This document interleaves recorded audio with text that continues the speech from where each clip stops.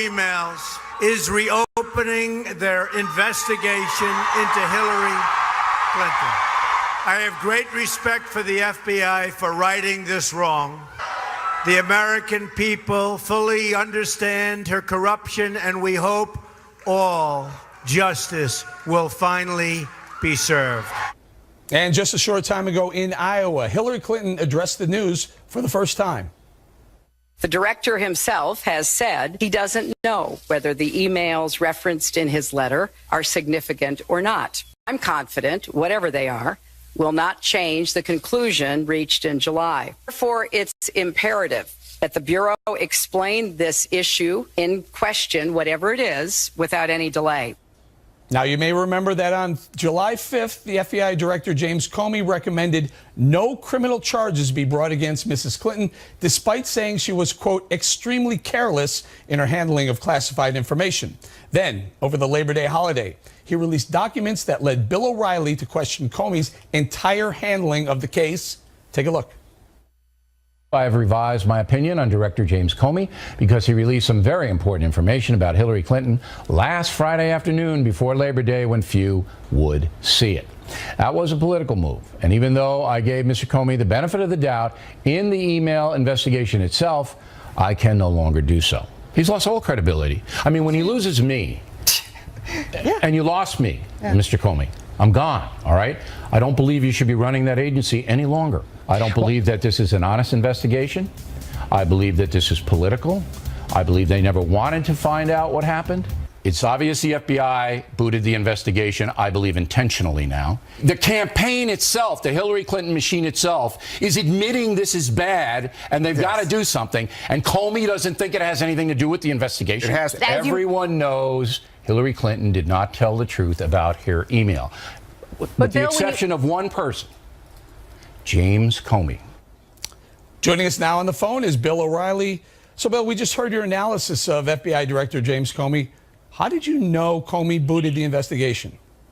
Well, it was quite apparent that you have a series of events, and it is circumstantial evidence, but so much circumstantial evidence, that Comey did not want to make this indictment. But the big smoking gun is that Comey did not call for a grand jury.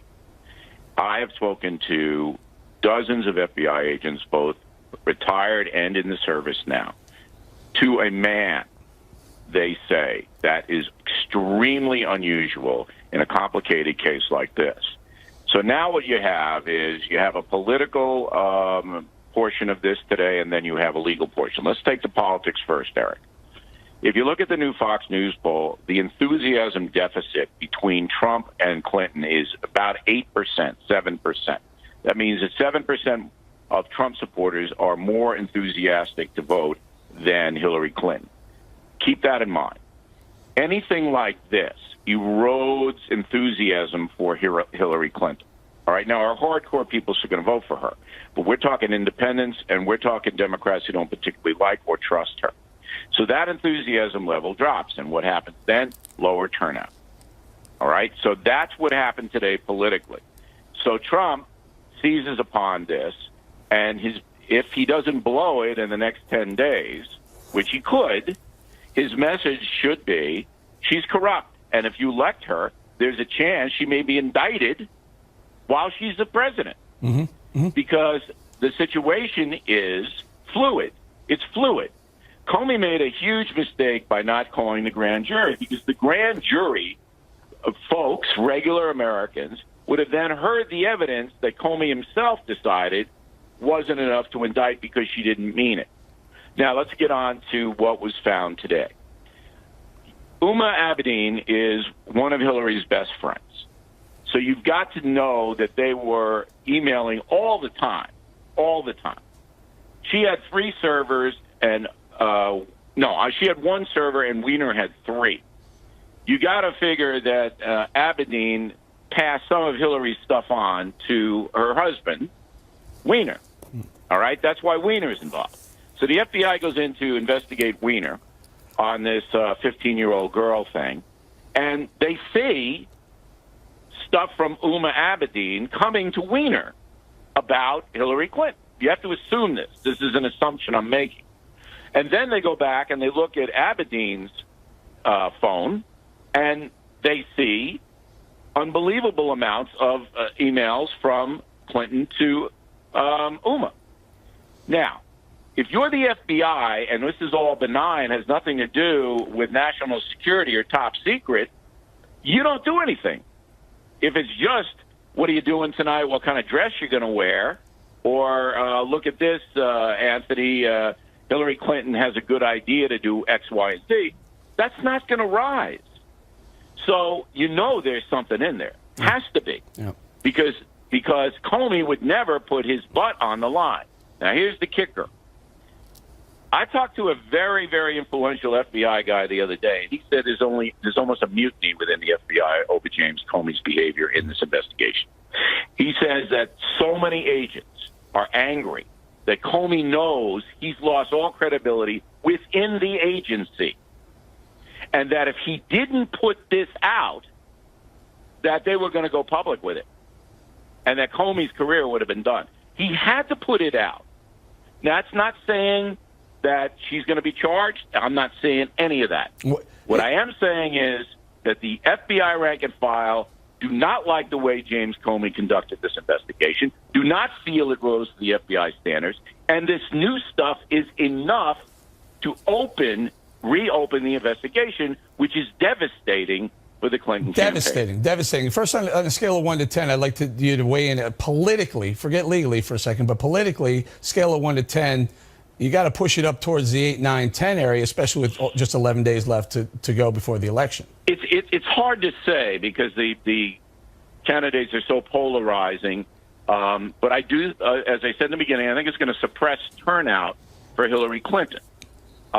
People are just going, I've had enough. I don't want to vote for Trump, but I'm not going to go vote for her.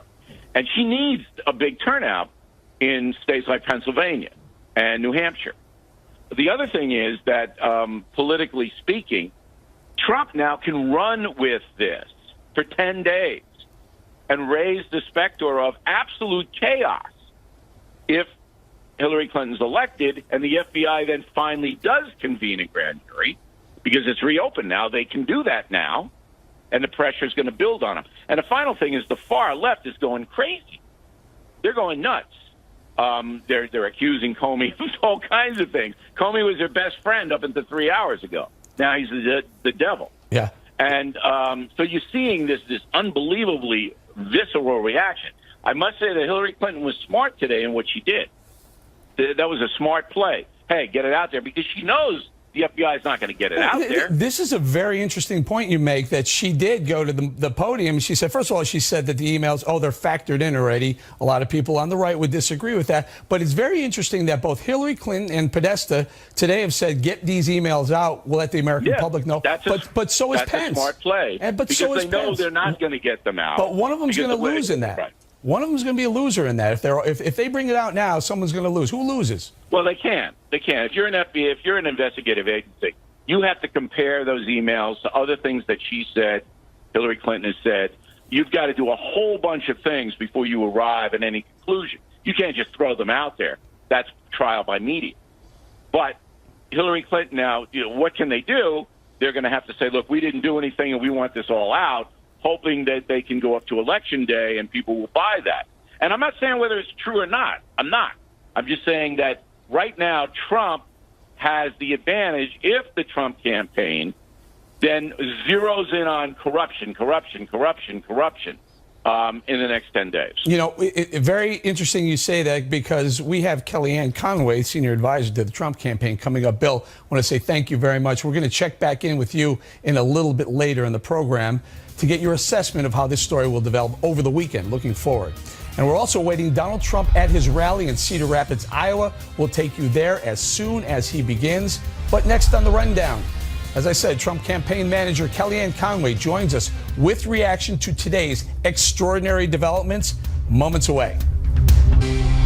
In the Impact segment tonight, the Trump campaign's reaction to today's news that the FBI is looking at newly found emails that might impact the Hillary Clinton email case. A Donald Trump rally is set to begin momentarily in Cedar Rapids, Iowa. We'll go straight to it when Trump takes the stage. But in the meantime, joining us now from Trump campaign headquarters in New York City, his campaign manager, Kellyanne Conway. Kellyanne, Hillary Clinton, about an hour ago, said this is factored in, this email, this new reinvestigating Hillary Clinton. Is it factored in for the voters? No, it's not factored in. That's kind of weak spin on her part. And the reason it's not factored in is it's a separate investigation. And it also presumes that people in her orbit did not turn over every device they were asked to turn over. So maybe there are one or two still out there. It's reported today that it'd be a device with Huma Abedin, one she shared with her husband, Anthony Weiner, who's under investigation for sexting, as you know. And it also, the idea that somebody who is seen by 2/3 of America as not honest and not trustworthy would say, oh, voters have already factored this in, I'm good, really shows how out of touch she is with her major problems in winning this race. If you have people who are already questioning your veracity, questioning your fitness to lead, if you're under your second FBI investigation in the same year, then you do have a problem, a corruption and an ethics problem. And that's really been dogging her all along. We know that. When you look at who the undecided voters are in the Fox News poll from last week, Eric, they would be Trump voters. They're 13% independent, 10% white men and white women without a college degree, 9% rural voters, and 7% of undecided overall. They will come home to Donald Trump when they hear things like this because they'll say, you know what, I'm already reluctant and hesitant to vote for Hillary Clinton, and this confirms my worst suspicions. Plus, Donald Trump's out there talking about defeating ISIS, creating jobs, renegotiating really bad trade deals, and repealing and replacing Obamacare. This is what I want to ask you. So you've had a couple of major gifts thrown into your lap this week. You have the White House acknowledging the fact that Obamacare premiums are skyrocketing, and then you have this. How does Donald Trump stay focused on message and not chase a rabbit down the rabbit hole? Well, he is. He's about to give his third of 3 speeches today where he talks about repealing and replacing Obamacare. He talks about specifically about the hike in premiums, somewhere like in Arizona, maybe even more than 100% increase hike. Other states like Pennsylvania, New Hampshire, North Carolina, they're coming out with what their hikes will be. And Obamacare is still the best example we have of how intrusive, invasive, expensive, and expansive the federal government becomes in our lives. And he's out there talking about that. He's out there talking about creating 25 million jobs over 10 years, unleashing energy independence, reducing taxes across the board, including for middle-class families, elder care, child care tax credits. I mean, this guy has many different policy plans if people actually want to go and read them. And you've got Hillary Clinton playing defense with 11 days to go. A woman who reportedly did focus groups and polling 2 years before the election is not going to be able to figure out a plan B here, I promise you. And you're a pollster, too, by trade. Is this enough to change the momentum to tighten the polls or even flip them? Well, the momentum has been changing. Our internal polls this week showed great improvement, particularly among self-identified Republicans, soft Republicans, independents, and a couple of other groups who were in the more undecided category, say 2.5 weeks ago. The other thing you're seeing is in national polls like the ABC News Washington Post poll, Donald Trump was -12 on Sunday. Today he's -4.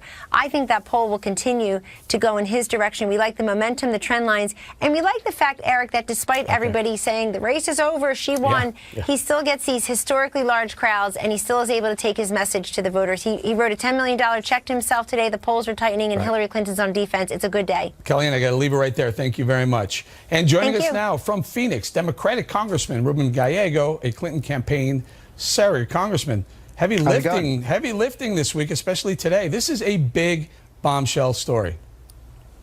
Well, we're excited here in Arizona. We will be seeing Secretary Clinton this coming Wednesday. We're a swing state this year because of the historic, horrible candidacy of Donald Trump and the good candidacy of Secretary Clinton. So we feel good here in Arizona. Okay, so Hillary Clinton came to the microphone about an hour ago and said this new email investigation is factored in.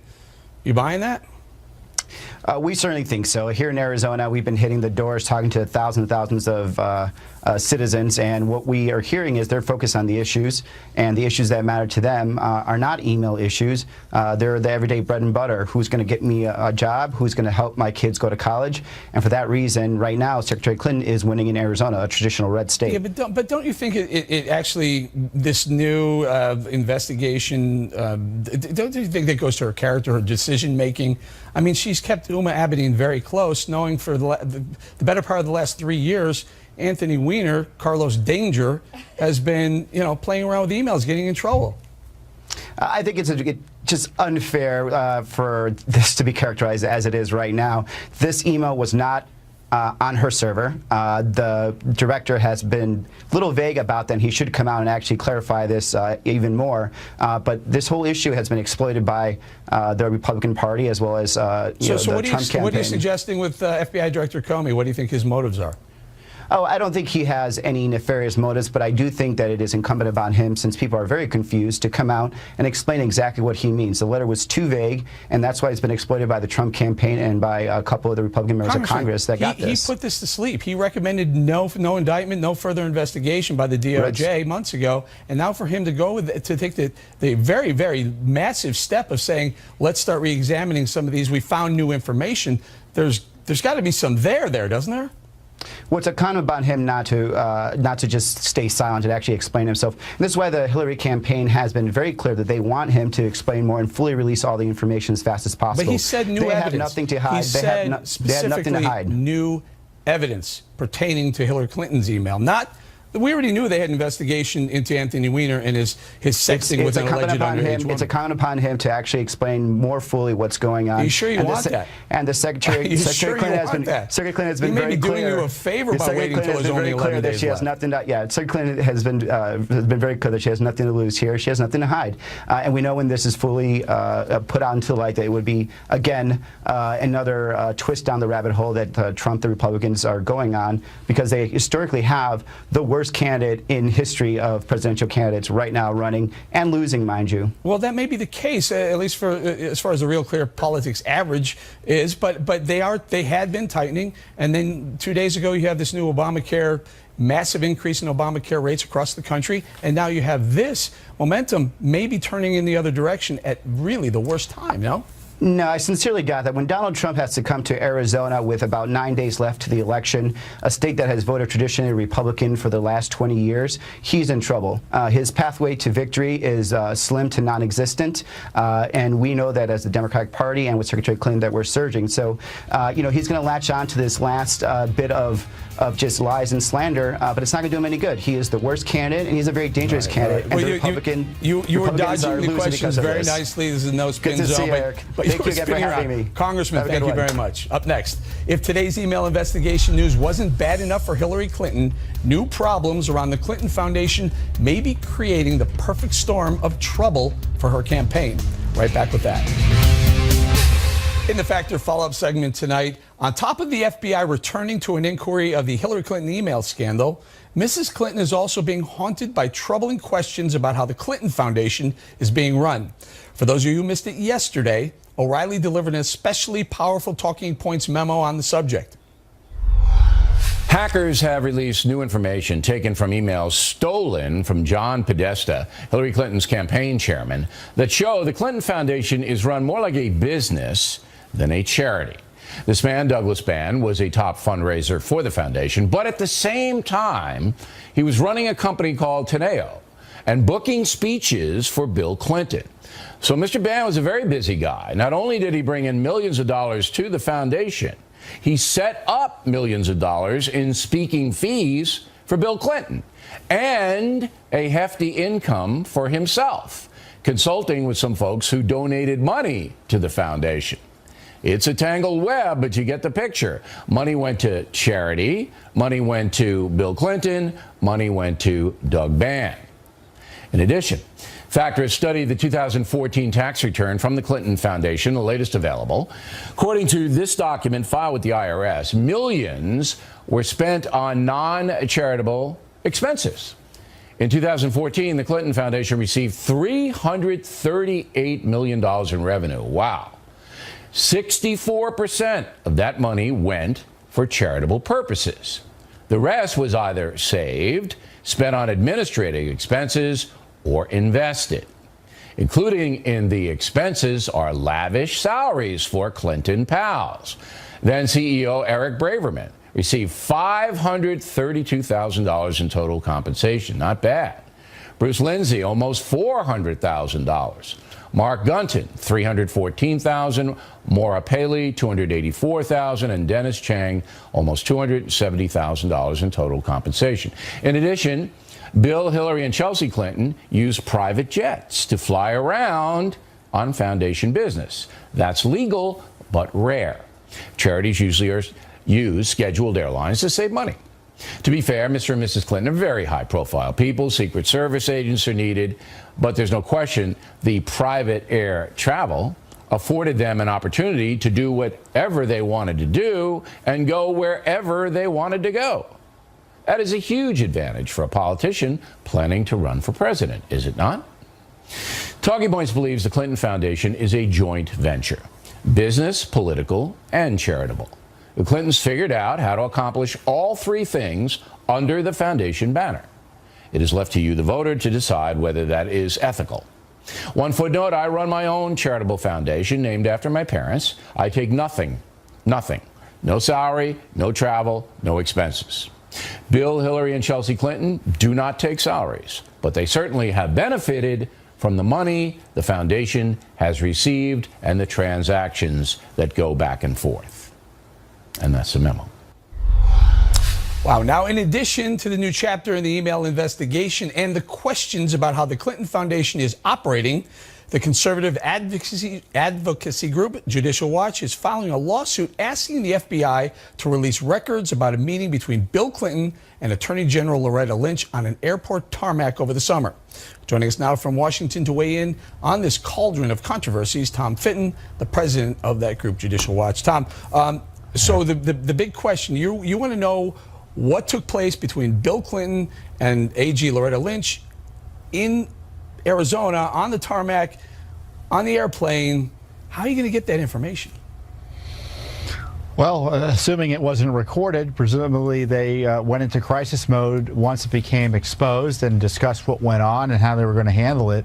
And I think that would be illuminating and educational for the American people to know about that meeting that the Attorney General admitted cast a cloud over the criminal investigation of Hillary Clinton, a cloud that I don't think has been lifted, and it certainly isn't helped when they're in cover-up mode over it, and we had to go to federal court to get this basic information. They completely ignored our request. And I think at one point Bill Clinton said they talked about golf.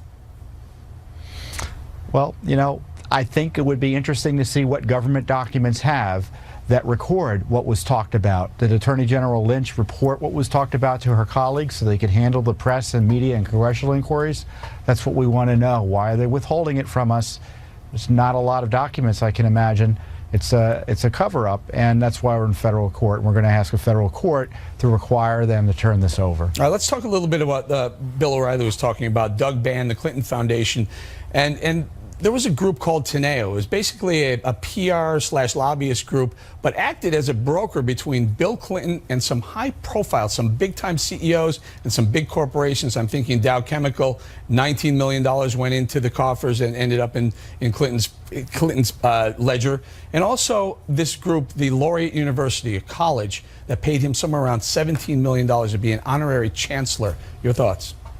Well, we asked for the document on what Bill Clinton was getting for all that money from that university, that private university.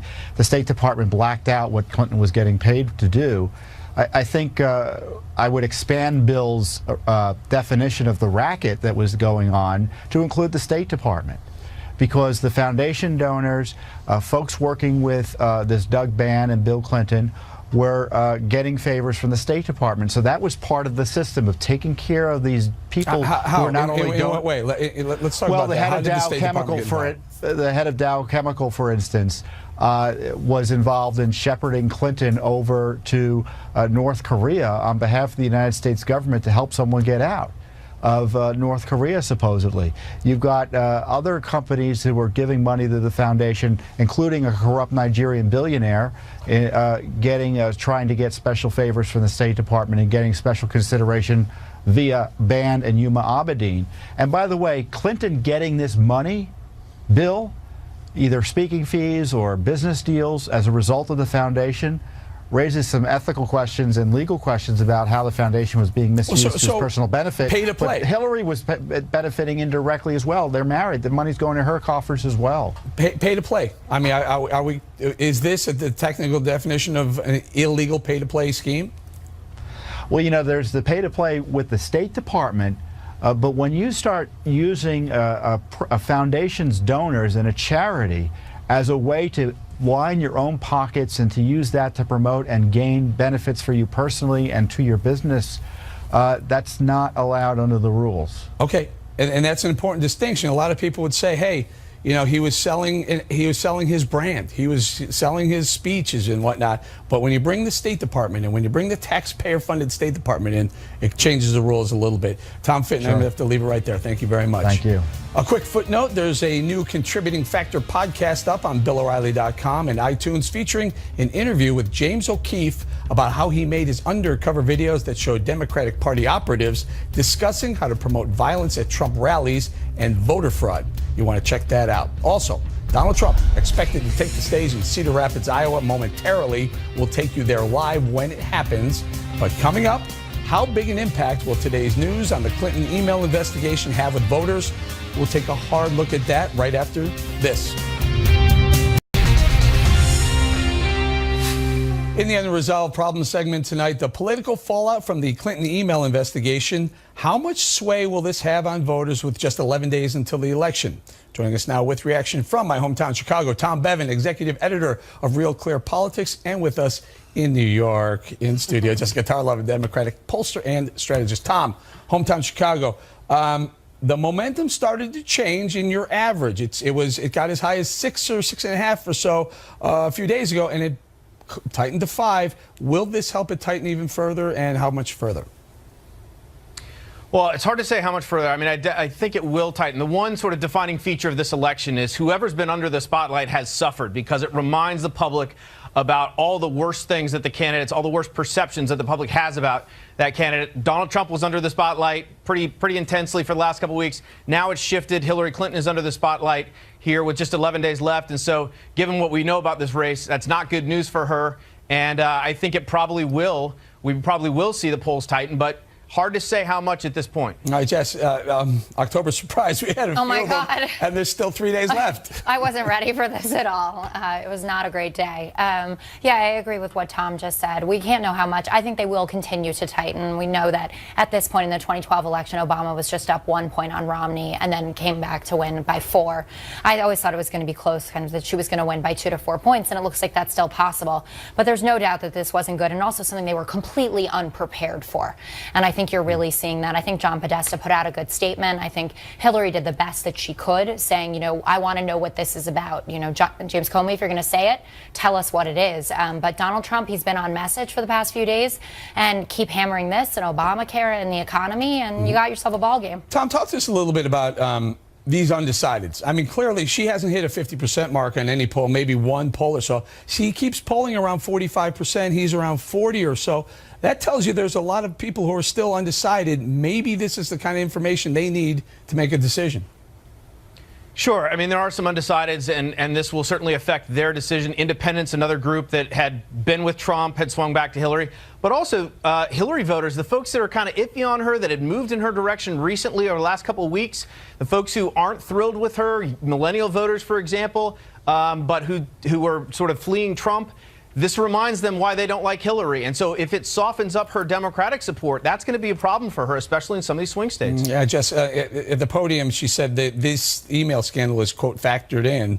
I have to push back on that. I think this is big news. Also, when asked, she was leaving the press conference, a reporter asked her about the scandal, and she kind of defiantly laughed it off, allegedly. This is what we're hearing. Yeah, and she didn't answer whether she talked to whom. Is this the right way to be handling this? I really do think she needs to be ready to talk about it. I don't think that there should be little snippets, and I think we do need more information. But I do agree with what Tom just said about the independents, and also with millennial voters who were interested in Gary Johnson because they wanted a third option and they had moved towards her. It is possible that they could move back.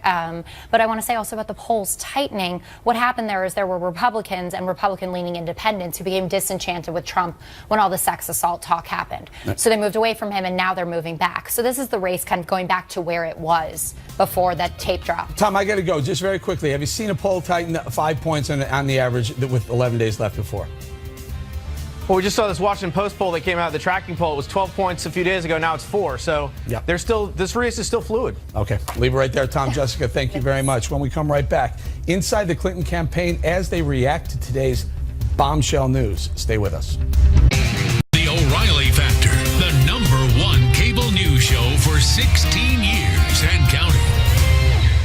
Thanks for staying with us. I'm Eric Bowling in for Bill O'Reilly. And in the Campaign 2016 segment tonight, how the Clinton campaign is responding to today's FBI bombshell, an October surprise few saw coming.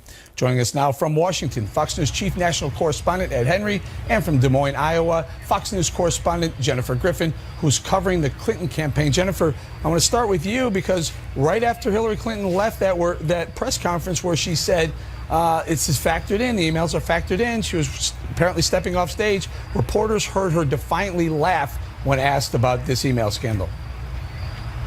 Well, it's really interesting, Eric. At first, we weren't sure whether she was going to address the scandal at all. She had been at 2 campaign stops. She didn't address it in her prepared remarks. Then she held an impromptu press conference, took about 3 questions from the traveling press. And as she was leaving, the NBC reporter shouted a question to her and said, "Do you think this will sink your election?" And she threw her head back and she laughed defiantly. She did not answer the reporter. But earlier in the press conference, what she said is that the FBI had not contacted her. She did not know what they were referring to. They don't know. She would not confirm whether it was, in fact, as we've been reporting all day, based on a law enforcement source, that it was 4 devices that were taken by the FBI as part of that investigation into Anthony Weiner's alleged sexting with an underage girl. One of those devices, I was told, belonged to Huma Abedin. There are some reports that one of the devices was also a shared computer used by Anthony Weiner and now his estranged wife, Huma.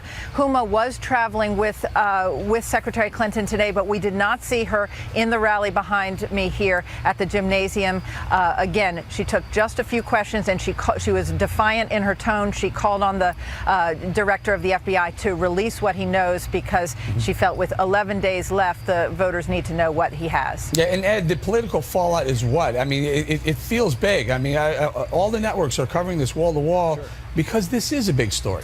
Yeah, I mean, it's hard to tell, but one clue I think that they're nervous in the Clinton camp is everything Jennifer just reported. She actually took questions.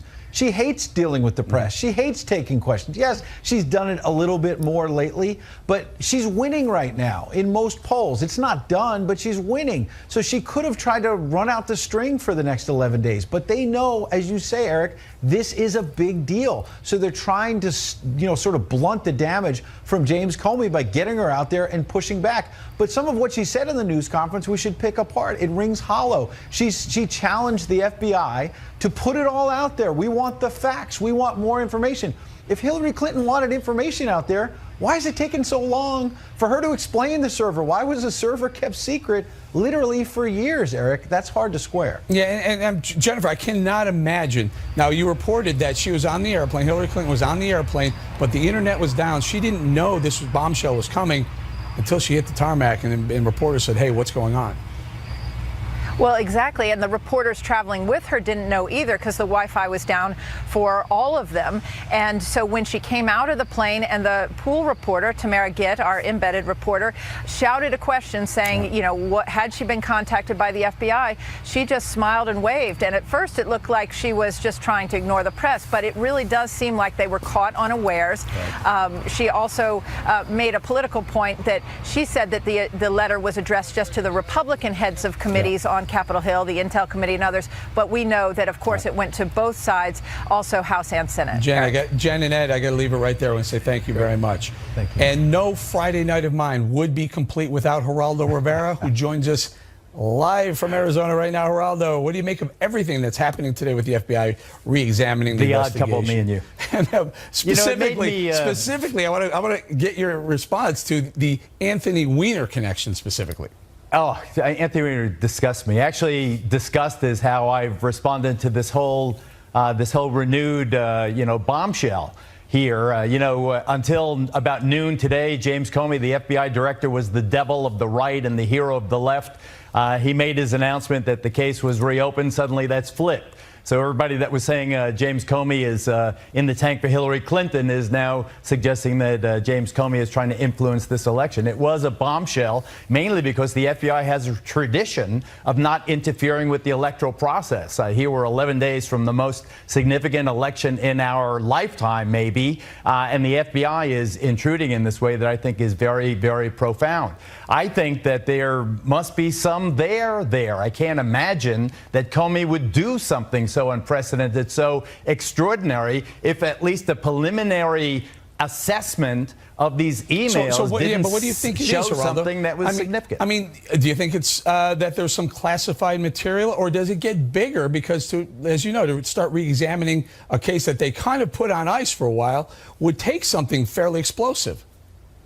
Well, I have no idea, but I mean the whole notion that Uma Abedin would allow this this sleazy pervert husband of hers access to her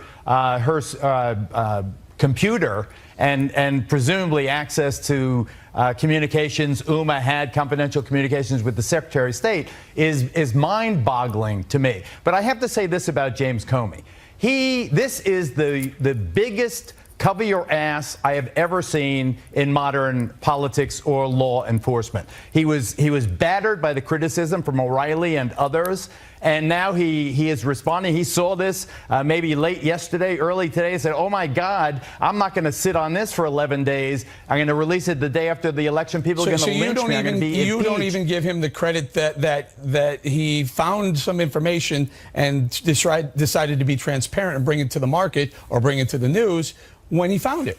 You're saying there's some sort of political motivation in this?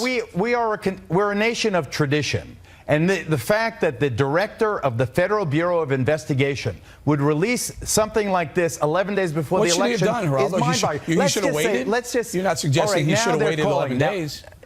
Now Hillary and Podesta on that side, the Republicans in Congress, Trump and Pence on the other side, are saying, okay, what do you got? Let's release it. What's Comey going to do now? Now you're 11 days out. So tomorrow is Saturday, Sunday. So now on Monday you're going to do it 7 days, 8 days before the election. Why would he respond to Podesta's demand to release stuff? It's evidence. You're a litigator. You know. You investigate. You compile the evidence.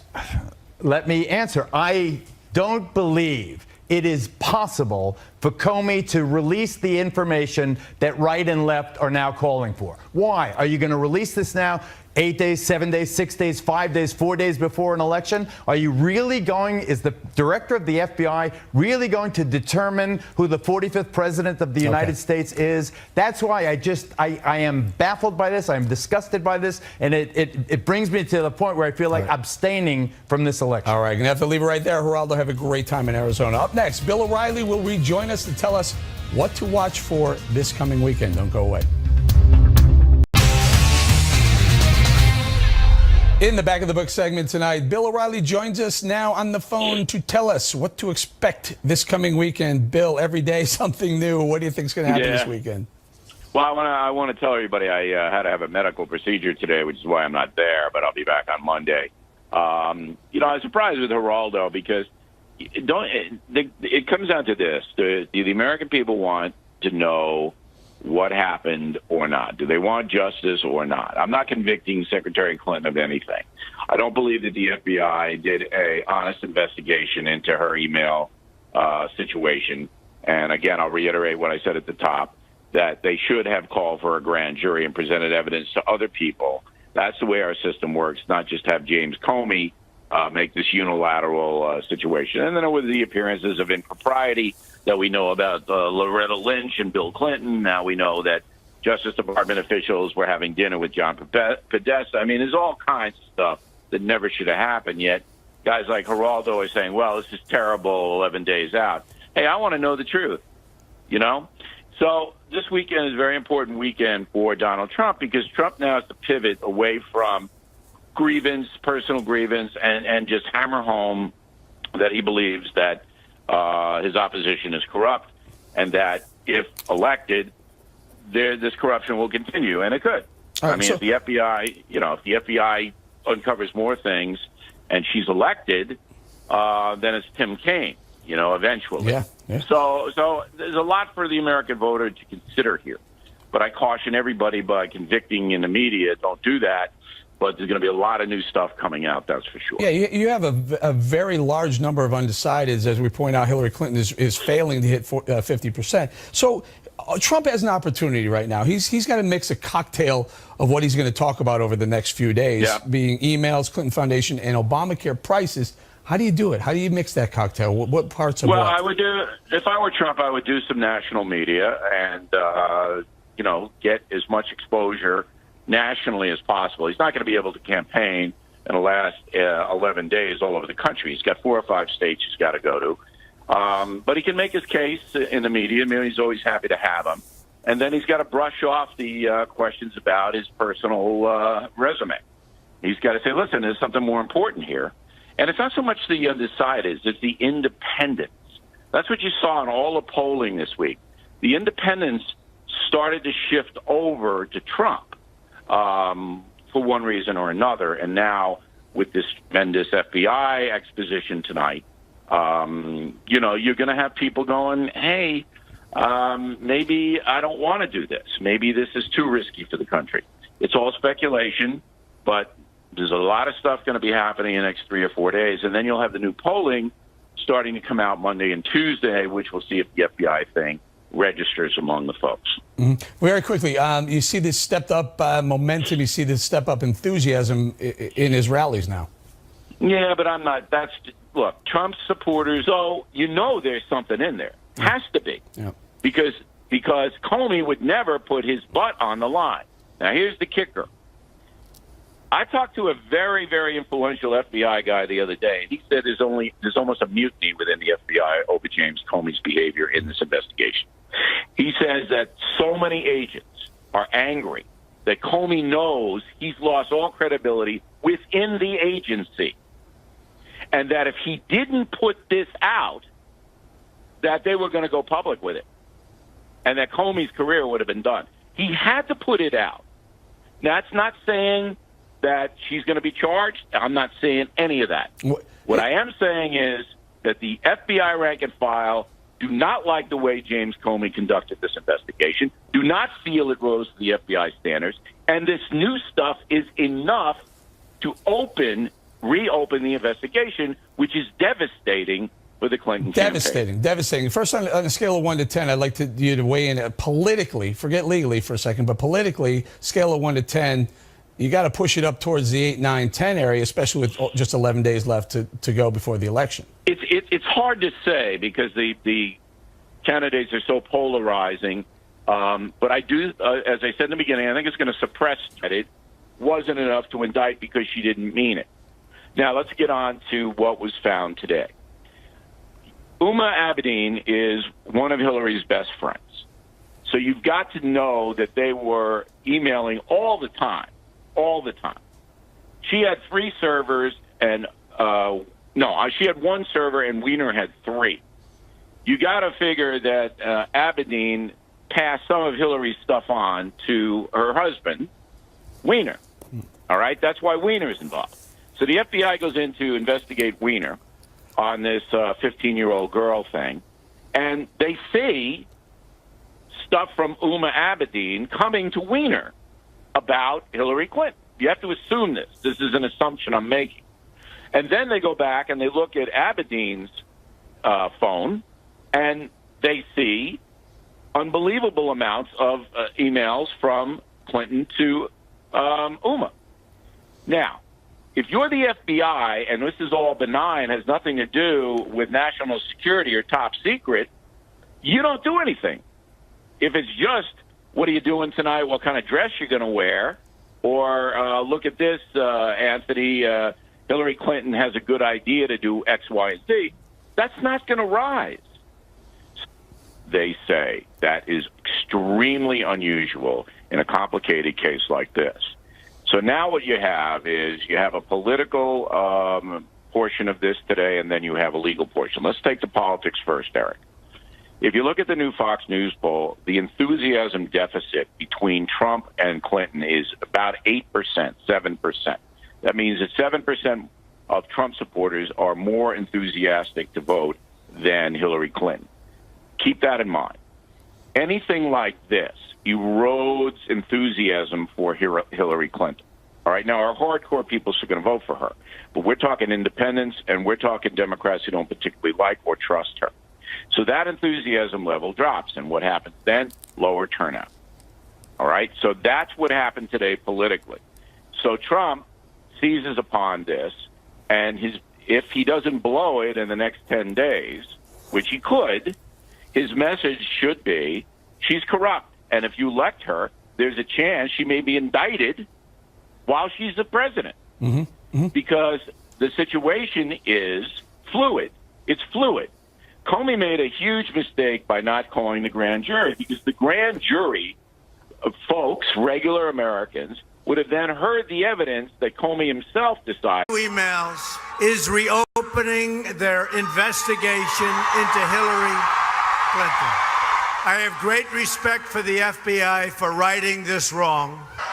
The American people fully understand her corruption, and we hope all justice will finally be served. And just a short time ago in Iowa, Hillary Clinton addressed the news for the first time. The director himself has said he doesn't know whether the emails referenced in his letter are significant or not. I'm confident, whatever they are, will not change the conclusion reached in July. Therefore, it's imperative that the Bureau explain this issue in question, whatever it is, without any delay. Now, you may remember that on July 5th, the FBI Director James Comey recommended no criminal charges be brought against Mrs. Clinton, despite saying she was, quote, extremely careless in her handling of classified information. Then, over the Labor Day holiday, he released documents that led Bill O'Reilly to question Comey's entire handling of the case. Take a look. I have revised my opinion on Director James Comey because he released some very important information about Hillary Clinton last Friday afternoon before Labor Day when few would see it. That was a political move, and even though I gave Mr. Comey the benefit of the doubt in the email investigation itself, I can no longer do so. He's lost all credibility. I mean, when he loses me, and you lost me, Mr. Comey, I'm gone, all right? I don't believe you should be running that agency any longer. I don't believe that this is an honest investigation. I believe that this is political. I believe they never wanted to find out what happened. It's obvious the FBI booted the investigation, I believe intentionally now. The campaign itself, the Hillary Clinton machine itself, is admitting this is bad and they've got to do something. And Comey doesn't think it has anything to do with the investigation. It has. Everyone knows Hillary Clinton did not tell the truth about her email. With the exception of one person, James Comey. Joining us now on the phone is Bill O'Reilly. So, Bill, we just heard your analysis of FBI Director James Comey. How did you know Comey booted the investigation? Well, it was quite apparent that you have a series of events, and it is circumstantial evidence, but so much circumstantial evidence, that Comey did not want to make this indictment. But the big smoking gun is that Comey did not call for a grand jury. I have spoken to dozens of FBI agents, both retired and in the service now, to a man